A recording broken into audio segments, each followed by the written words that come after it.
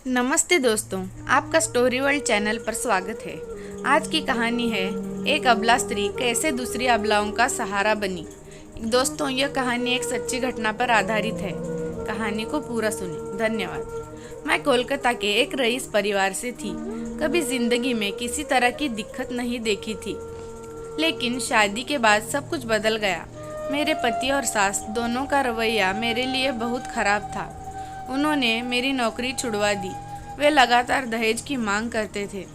मांग पूरी नहीं हुई तो मेरे साथ मारपीट शुरू हो गई। 1992 में मेरी शादी हुई और 1 साल बाद बेटी का जन्म हुआ। प्रेगनेंसी के दौरान पति ने मुझे सीढ़ियों से धक्का दे दिया।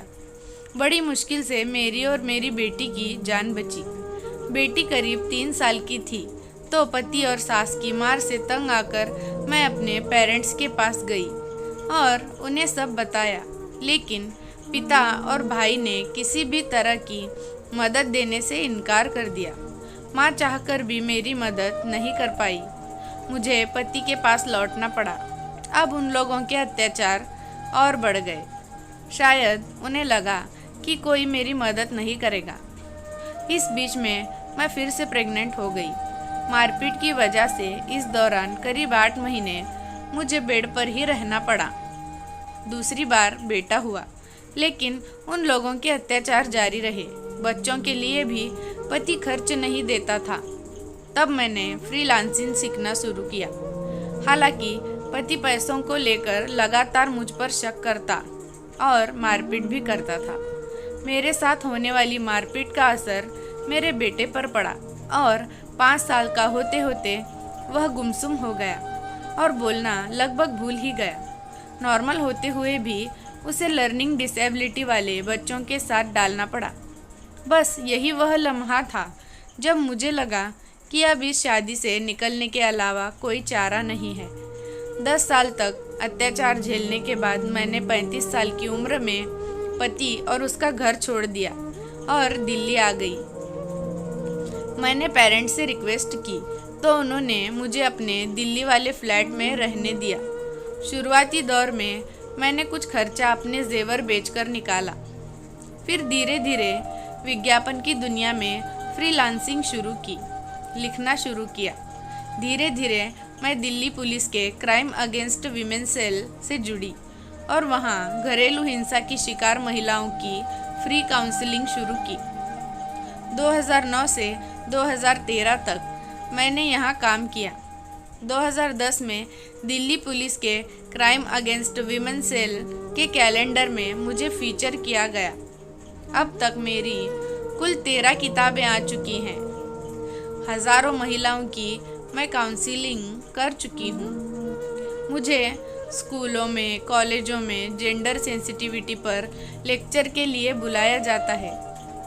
कारपोरेट कंपनियां सेक्सुअल हरेसमेंट मसलों पर मेरी राय लेती हैं।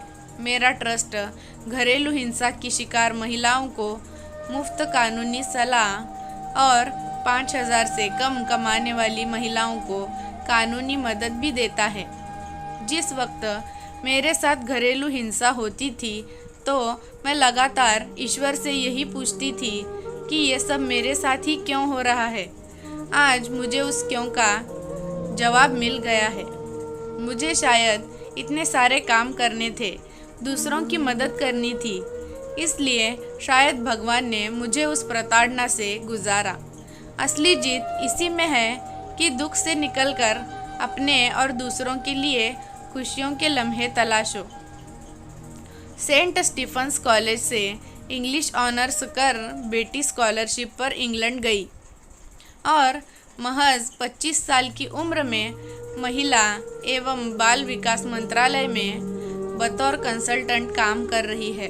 बेटा भी जेंडर स्टडीज़ में एमए कर रहा है।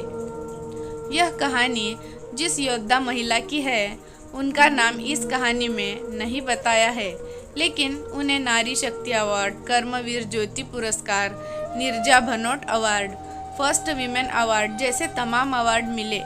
लेकिन उन्हें लगता है कि उनके असली अवार्ड तो उनके बच्चे हैं, जिनकी वजह से उन्हें जीने का मकसद मिला और यहाँ तक वह पहुँच सकी। तो देखा दोस्तों, एक महिला ने जैसे अपनी ज़िंदगी को तो संवारा ही, लेकिन बाकियों के लिए भी वो सहारा बनी, दूसरी अबलाओं का वह सहारा बनी। इससे बड़ी और क्या बात हो सकती है। कहानी अच्छी लगे तो लाइक, शेयर और चैनल को सब्सक्राइब करना।